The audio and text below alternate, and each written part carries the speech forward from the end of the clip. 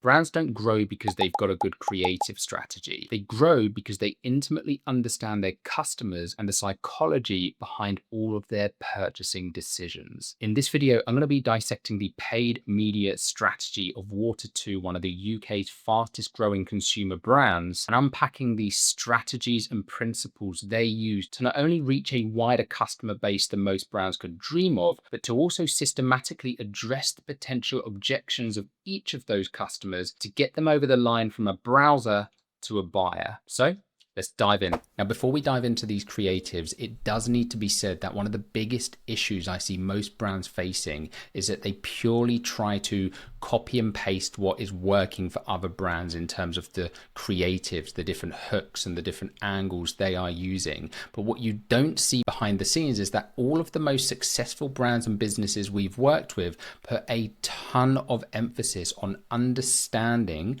their audience. That is what makes the angles and the hooks work, because it's backed up by research on their target audience. It's backed up by data because they know what their audience are talking about, whether that be through post-purchase surveys, or if you're just getting started, even just doing sentiment analysis, looking in Reddit or other online forums, doing review mining from some of your competitors to really intimately understand what are those problems, doubts, fears, concerns, and desires that your customers actually have. So as we're going through this, I'm going to be breaking down the core principles behind these creatives and then how you can then start applying them to your own business. So Water2 as a brand are primarily known for their water filters. If you live in the UK, you've probably seen their ads. It's a company that's co-owned by Bear Grylls. I will be coming onto their landing page a bit later in this video because there's also some really important things that they're doing with their landing page that make their creative strategy so powerful. Now, one of the things Water2 has done recently is they've launched a new product, which is a shower head product.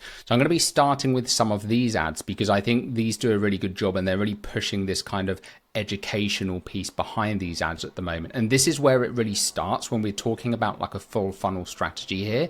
This is an example of where they have problem-aware content versus solution-aware content. Naturally, problem-aware content being people don't necessarily know about the solutions out there, but they know they've got a problem, i.e. with this particular hook they're running here, dry skin and hair after showering, right? So they're getting people to raise their hand if that's something they felt. One of the other things I do just want to point out that they're using here, which I think is quite smart, and I see this being incredibly underutilized by a lot of brands, is actually putting tags on videos. Right, so there's lots of different ways of doing this. One of the things you'll see they do is they have a banner right at the top. And the reason this is so effective is because you have to think people are scrolling through their feed, whether it's on Facebook, whether it's on Instagram. You've got literally seconds to grab my attention as my thumb scrolls down that feed.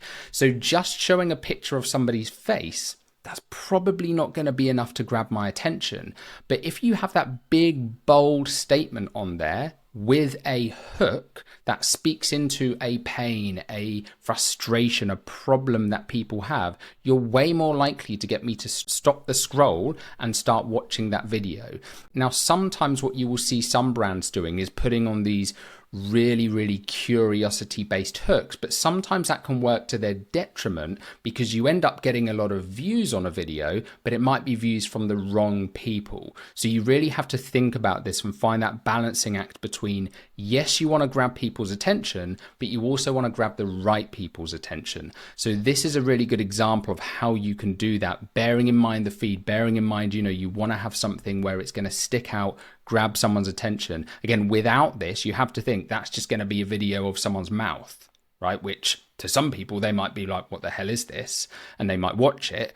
But are you going to get the right people watching it? And this is where they've done a really good job here by almost pre-qualifying that engagement. So for every view, every click they're paying for on this ad, they at least know they're getting the right people watching because I've self-selected and said, yes, I have dry skin, I have dry hair. So I'm just going to play the first part of this video so you can see exactly how they do this and call out that audience. Has your skin and hair got dry or irritated out of nowhere? If you live in London, Birmingham, Manchester, Leeds, or most of the southeast, listen up. These areas are known for hard water. Did you know this could be because of the water you're showering in? All it is water with high levels of dissolved minerals, mainly calcium and magnesium.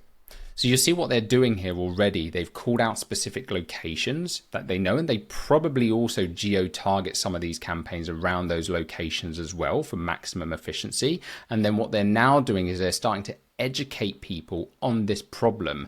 So this is a really good example of that top of funnel problem aware content where they're now educating the audience. They're planting that seed, right? If we then come on to another example of this, this is an example where this is a little bit more curiosity based. So they're not even really speaking into a particular problem now. But one of the genius things about this, and this is what I mentioned earlier about them being able to widen their target audience by being able to widen the size of the audience they go after. And this is a really key thing to consider with Meta's recent Andromeda update, is they want you to feed it as many different angles and variations on that creative as possible, so you have the highest potential for scale. Because what you will see with a lot of creatives, if you're keeping the same hooks, the same themes, you will run into issues when you're trying to scale those campaigns where your CPAs will just completely blow up. Whereas if you're constantly feeding in new angles and new personas, new segments of your audience that you can go after,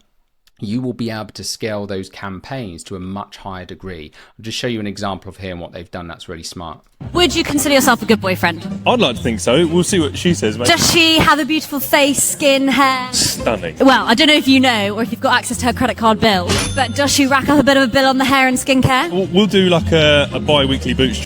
So you see what they're doing here already, right? They're now appealing to boyfriends, and maybe they've already seen that a lot of their buyers are predominantly female. So again, that's an example where they're acting on data, and they're then saying, how can we get boyfriends to buy this for their girlfriends if the girlfriends aren't buying it, right? So again, they're using a kind of curiosity-based hook where it's okay for them in this regard to actually go outside of that problem aware, because the boyfriend might not have the issue, but the girlfriend maybe does. So this is where they're now using more of a curiosity-based opener, but again, they're educating. They're saying, hey, have you thought about this? Is your girlfriend spending a lot of money on this? And they're then playing into that, hey, here's how you can look like the hero to your girlfriend by buying her this thing and saving her all this money on all this skincare she's investing in, because actually the shower head's been the problem.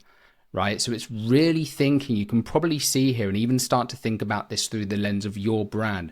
What are those different angles? What are the different segments of your audience that you're not currently speaking to with your ad? Another thing I just want to touch on here, you'll see the difference in these two ads, right? That was a kind of almost like an AI generated video that this is pretty much, right? And then you go here, this is to the other extreme where they're actually doing interviews in public. The reason these work really well, because it plays into a trend. These videos tend to get very, very high views because it feels like voyeurism. People love watching conversations between other people as opposed to being spoken to or lectured to themselves. So these videos tend to have very, very high hook rates in terms of actually getting people to watch them. So also take note of the kind of diversity in creatives, which is going to be another really important point. And this just comes down to, again, the scalability of your ads.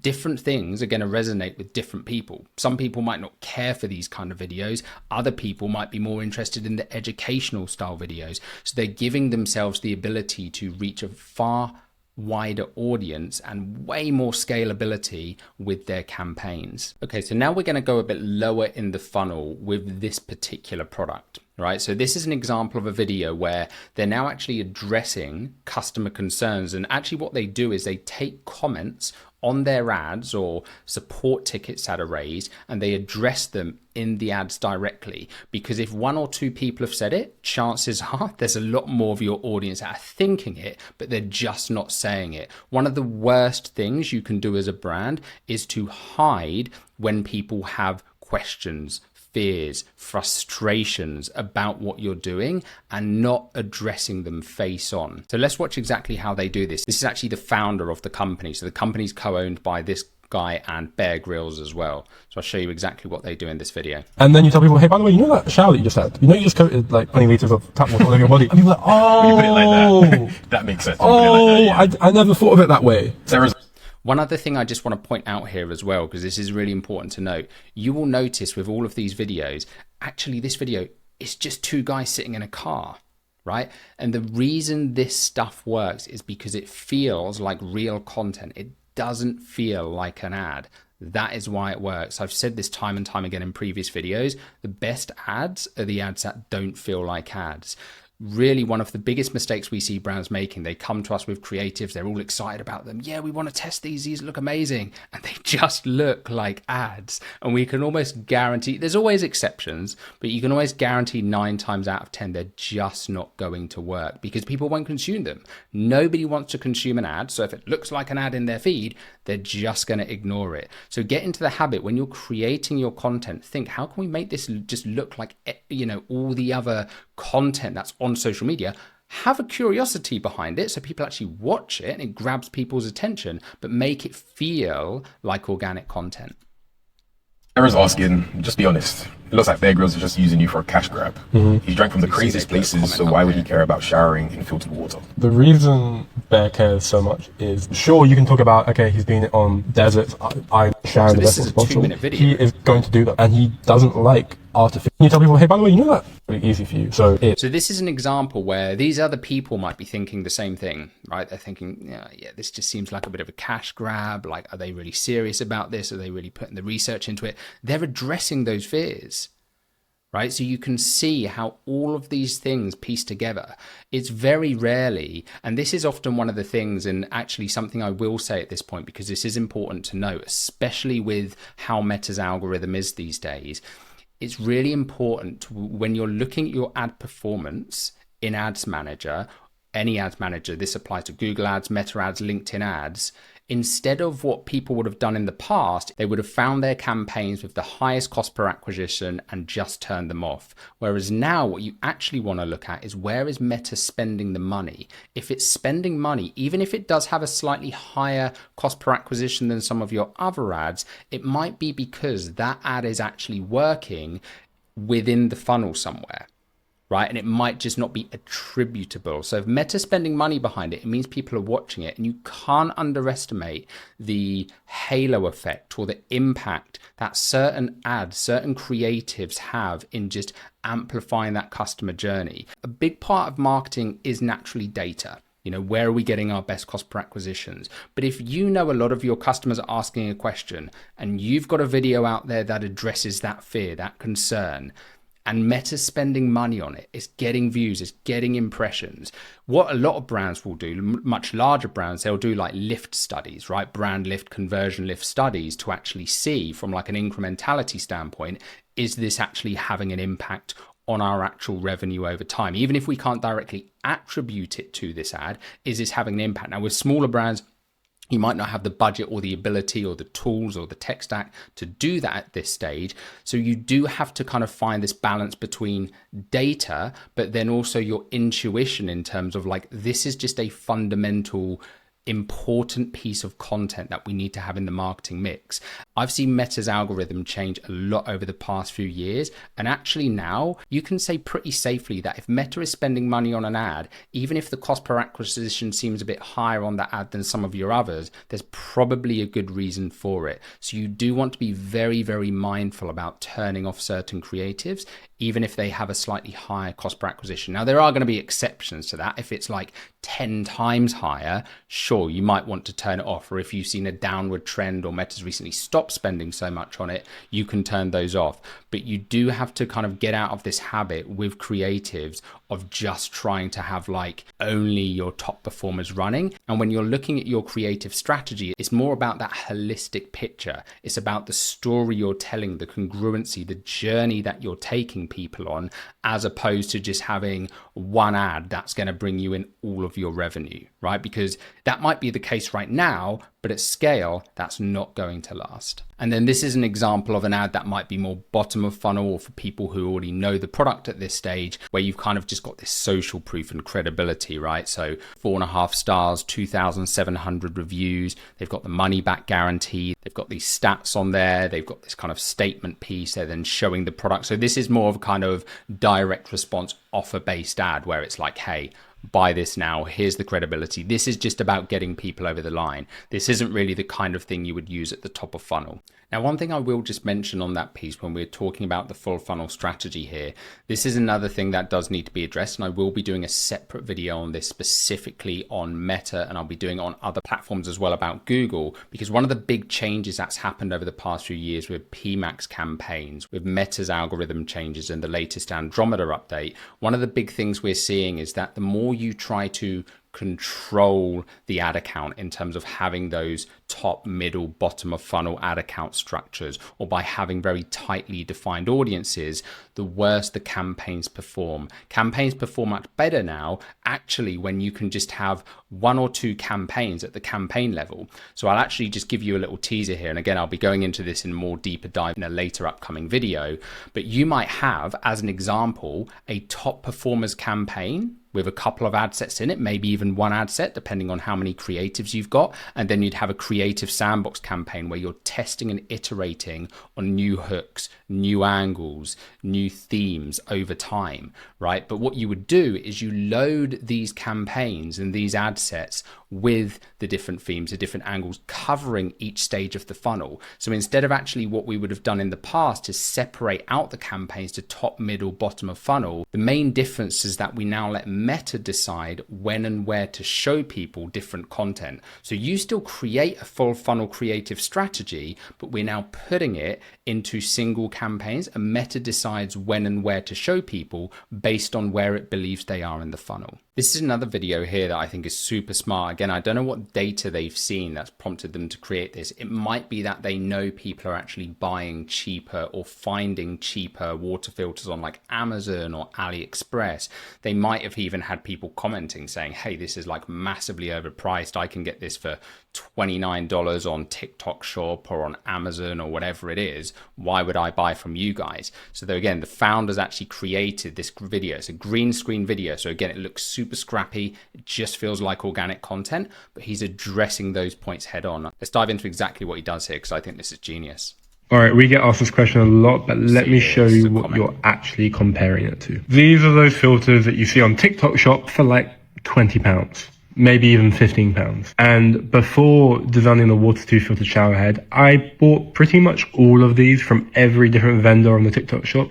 And night after night, I tried them all on my shower at home. Breaking news story, they aren't very good. They last about 2 weeks, sometimes 2.5 weeks before the chlorine stench comes back. And then you're basically showering through a fancy, that will get your shower water out. And we're also not making a product exclusively available. So I think this is really smart, because he's actually showing how, he's even bought some of these products, showing like how they kind of wear out over time, and then showing the process that they go through and the research they've gone through, the effort they've gone through to make these the best possible products. So again, this is an example where you really need to be actively listening to what your customers are saying. If you're not at the stage where you have this customer feedback, explore in Reddit, look at some of your competitors' negative feedback and find those lingering concerns that people have, and make sure it doesn't go unaddressed in your creatives. Cool, so let's now come on to some examples on their water filter product. So here's an example here again of like someone at the problem aware stage, right? And this is an example again where they're thinking about themes, they're thinking about angles, they're thinking about hooks, different segments or different customer cohorts that they're trying to go after. So an example here is for parents, right? Where parents, they have a problem, they have a pain point, and that pain point is that their kids are refusing to drink water, right? They know water's good for their kids, they're trying to get them to drink it, but they refuse drinking it. They want all these sugars and sugary drinks and juices and whatnot. So what they say is, here's how I stopped the kids from refusing to drink water. So they're educating them, but then they're also at the same time plugging the product, and they then go through to a landing page, which again, I'll show you in a sec how this landing page covers each of those stages of the funnel, okay?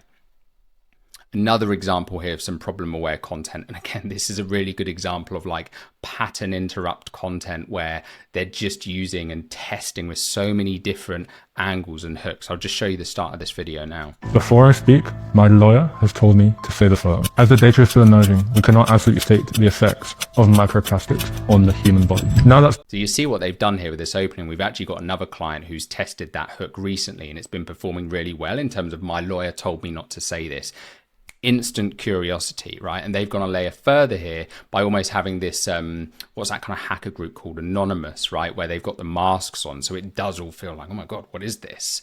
So it's got this kind of anonymous feel to it, like, hey, I'm telling you something. This is insider information. The government don't want me to speak about this. You know, my lawyers don't want me to speak about this. Because, and to be fair, they are addressing problems that the government has been under a lot of scrutiny for. And there's a lot of theories out there that the government are trying to cover up all of these issues with the water system and making out like it's fine when actually it's full of toxins and microplastics, right? So they're really kind of leaning into the angle of getting people to lean in and to listen and to be curious. But this is an example again where they're just educating customers here. They're talking about, you know, the stuff that goes into water and the crap that goes into it and why this product even exists in the first place. And here's another example here from that kind of customer persona of parents who are concerned about their kids not drinking water. But this is just a different hook, a different approach, a different angle, different format as well, right? So if you know you've got certain customer cohorts and you can break those down, you can also then splinter those down even further into different formats of ads, different types, different hooks within the ads, but speaking to, again, different personas. So like we talked about with the showerhead, one of the personas is boyfriends buying for their girlfriends. One of the personas is a girlfriend who's got flaky skin. One of the personas is the guy who's got flaky skin. One of the personas of water is a parent. One of them is, you know, people who just think their tap water stinks. And you'll see how they use each of these. So as we're going through this, I really want you to think about how this applies to your brand, how this applies to your target audience. I'll also be showing you some ways later on this video in terms of how you can find out exactly what your customers are thinking, even if you don't have this information yet. My child recently started refusing to drink tap water. She kept on saying it tastes like swimming pool water, and that's definitely not good. Bottled water isn't an option. Now this ad I found really interesting actually, and this is what I'd consider maybe a more middle to bottom of funnel ad, or at least people who are kind of most aware at the brand aware stage where they already know the brand, and they're actually doing something quite smart here. And this is something that I've seen a lot of very fast growing brands leveraging, where you're actually acknowledging people having seen the ads. I'll show you exactly how they do this now. Who could that be? Ooh, that's what I thought. So firstly, just to break this down, you'll even see with this itself, right? You'll see this, again, feels like a very organic piece of content. There's motion in those first few seconds of the video, so it instantly pulls me in.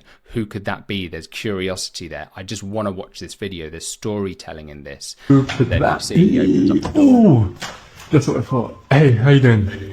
Delivery. See the brand. Yeah, fantastic. Boy, have I been waiting for this. I swear I've seen that somewhere before. What actually is it? I mean, I've been seeing it everywhere on Instagram. So you see what they've done here, and I think this is a really smart move, is they're saying, like, the people, like, I've seen Water2 everywhere, right? And it's one of those things, and they're actually kind of acknowledging that, because what that does is that actually plays into the brand strength. It gives them this kind of credibility, and like, this is like a famous company, so it helps to build trust.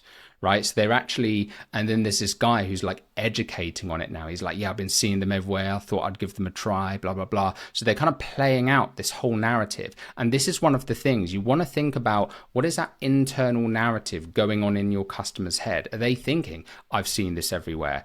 Are they thinking, oh, this probably won't work, you know, I've heard this all before? If they're thinking those things, address them. And I'll show you a video shortly where Water2 do exactly that. So this one here is also an interesting one as well, where they're actually showing a POV video from somebody in one of their distribution centers or warehousing teams. Packing your Water2 undersink filters. Now, this is the best undersink water filter of 2024 and 2025 that was designed by Bear Grylls.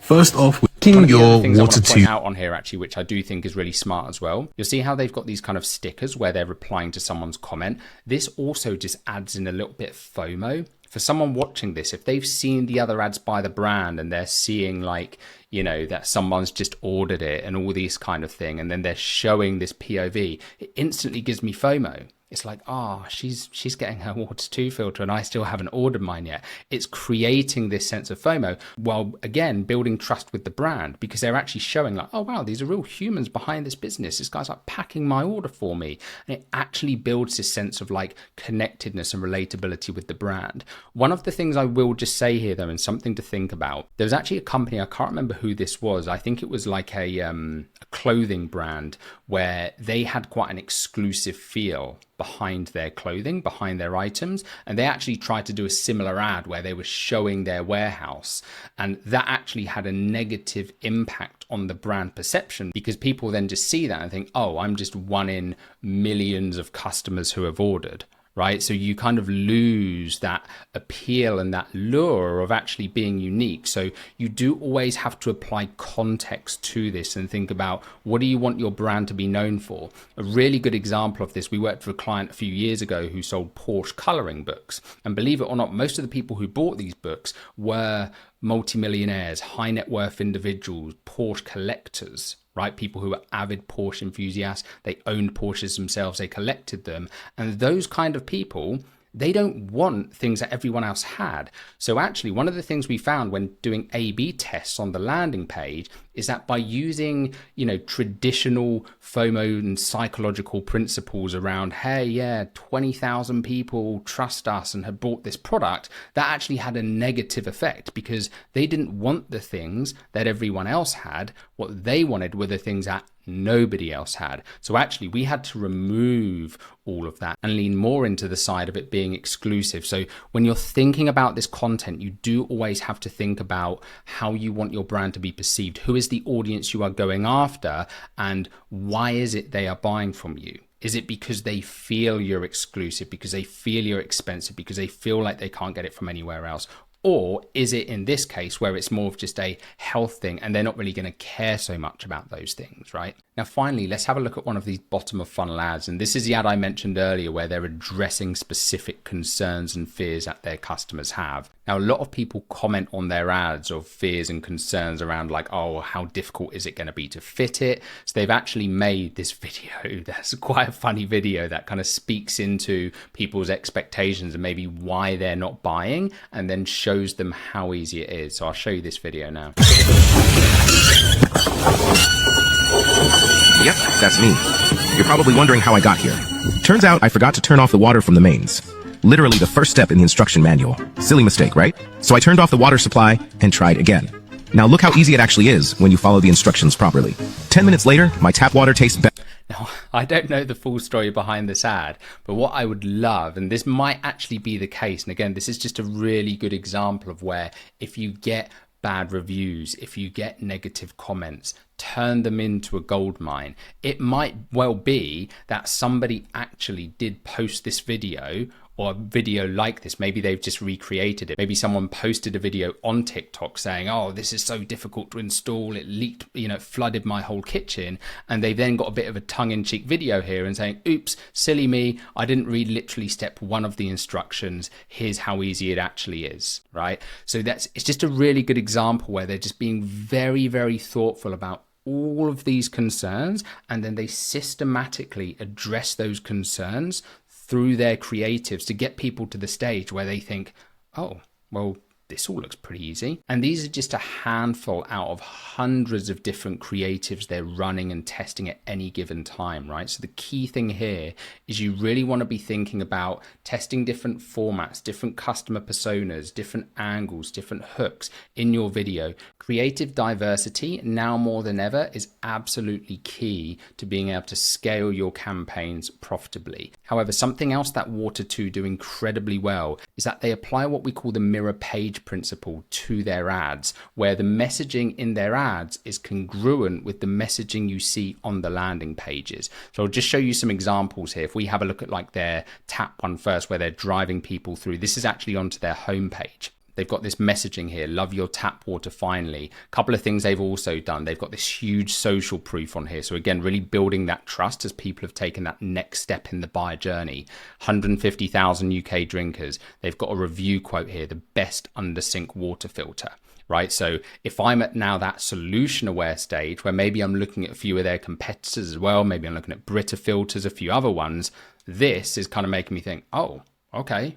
So it's really like they're really doing all of these things to just say, not only address those concerns, but then also say like, hey, out of all the other people you can buy from, here's why you should buy from us.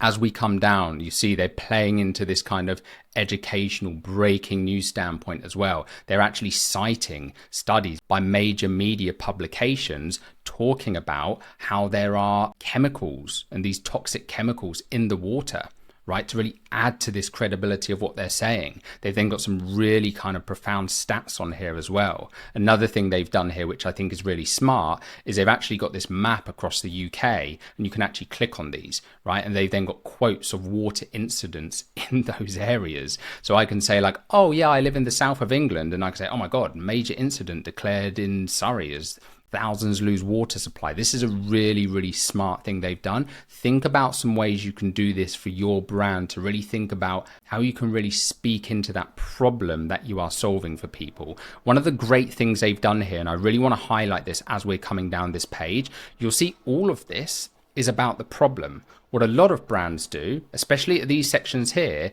they would just have, oh, here's our magnesium aluminium coated filter. Right? They're not doing any of that. What they're doing is they're talking about the problem. They're relating to the audience. They're making it personalized to the visitor of that page. And this comes down to a positioning standpoint, because this isn't always going to be the right case for certain brands. There are some brands where people buy the product because it is more scientific, because you speak in a certain way, because you are going after a certain sophisticated segment of the market. So you always have to be mindful of this. None of these things that you're seeing, and this is why I said earlier in the video, you can't just copy and paste what your competitors are doing, because there's so much nuance you have to factor in.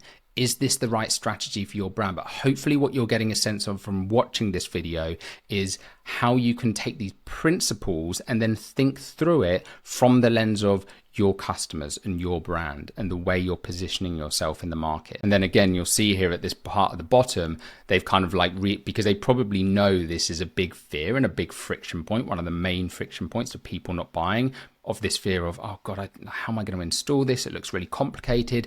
They're really drilling home this point of making it super simple. And I've actually seen they've probably got dozens of ads within their Matter ad library that specifically address, hey, here's how easy it is to fit it. They actually did an ad, I couldn't find it, but they did an ad where they were in the street and they actually did competitions for people where they could, you know, if you could fit it yourself in public, then you'd win a free filter or something. Right, so they were actually showing, they were saying, look, here's how easy it is. Any Joe Blogs off the street can come to our little fake pop-up kitchen we've made and fit this water filter, and they timed it, right? So it's really like, oh wow, okay, that must be easy. Like they're just pulling random people off the street to fit it. So that's an example of some like creative ways of like how they're turning those objections. Again, it's a particular hook, but then they're doing it in different formats. Like the video you saw, the expectation versus reality video, another one is actually going to the extent of getting people on the street and saying, hey, can you fit this water filter? We're going to time you, to show people how easy it is. So really thinking about like, what are all the different ways we can kind of segment this down so that we're not only covering the different personas, we're not only covering the different pain points, but we're also then creating that in lots of different formats. So that way we can really amplify our reach as much as possible, whilst maintaining the best possible cost per acquisition across the board. Here's another example here where they've got a specific dedicated landing page for their shower head, right? And again, the messaging on here, your skin is your biggest organ, right? So it's almost kind of, this is more, I think this is a product where it's probably more like they know it's more educational at this stage. Water filters have been around for a very, very long time. There's a lot more shower head brands coming out now, but I think this is still a fairly new thing to a lot of people. So this comes down to the level of sophistication of your target market. And I'll be showing you how you can identify that for your business a bit later in this video.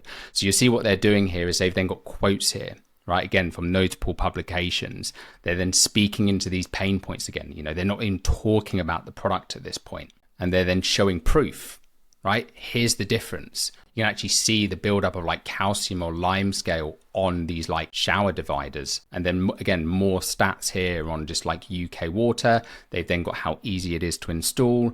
And they've then got the product here again, as you can see. Cool. So just to summarize, let's dive into the 5 main takeaways that you can start applying into your business today to begin significantly improving the results you are getting from your campaigns. So firstly, like we talked about, one of the things that Water2 do incredibly well is they cover all possible angles at the top of the funnel. So we call this like a reach amplifier strategy, right? So they create multiple hooks targeting different customer personas, different pain points. Example, like we saw, my kids won't drink water. Maybe it's just someone saying my water stinks. That's another ad that they've got where people are just talking about, oh, the water smells funky, right? All these different types of personas, different pain points. They then break that down even further by testing different types and formats of content to widen their reach, right? And what this means is their campaigns can be way more scalable and they can maintain a low CPA for longer. What you will see is if you don't have enough different hooks, different personas that you're speaking to in your ads, as you're trying to scale your campaign, your CPA is just going to absolutely skyrocket. So the more you can feed Meta's algorithm, the more different hooks and formats and angles and personas, and the more you can segment down your customers, the better your ads are going to perform. The next thing they do is they address real concerns in the middle of funnel. So they're leveraging customer feedback, post-purchase surveys. This is the kind of thing we do for our clients every day to scale campaigns profitably, looking at post-purchase survey data, running survey widgets on audience. I'll show you some examples of how you can do this in a sec. Using platforms like Reddit, looking at the language people are using on Reddit, and then addressing those fears head on. You know, the expectation versus reality video you saw. Another thing they do to kind of build onto this point is then using real-time data, right? So actually looking at the comments they're getting on their ads and then actually replying to those, you know, with the stickers. Again, it feels like organic content. So it's real time, it's interaction, engagement with your audience. It encourages more people to comment because they're like, oh wow, I want to be featured in the next ad, right? So it actually creates this like virality effect behind it. The example we looked at with the founder's green screen video addressing like, you know, AliExpress or Amazon products or TikTok shop, whatever it is.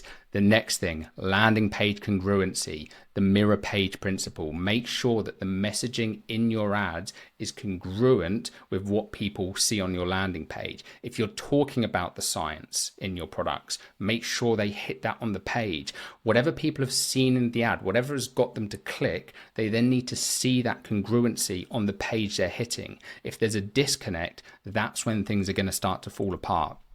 One note I will give you here, if you're currently spending over 50K a month in ads, you can potentially start looking at creating multiple landing pages, right? If you're under 50K, I wouldn't recommend doing this. It's just going to make things too complex. You're going to end up diluting your budget too much. You're not going to be able to get enough data in. But if you're at a point where you're rapidly scaling, if you're spending 50K, 100K, maybe more each month on your ads, then you can potentially, as you start reaching wider audiences, going higher up in the funnel, breaking your audience down into different segments, you may then want to think about having dedicated landing pages for those different audiences, for those different pain points, maybe even testing advertorial funnels, right, for people who are slightly higher in the funnel so you can educate people more. So making sure that there is congruency between your ads and between your landing page. And then the final point, this is hard to do, I know, because nobody wants to trust a computer, but trust me, we've looked at the data on this. We've ran so many tests on this with client accounts.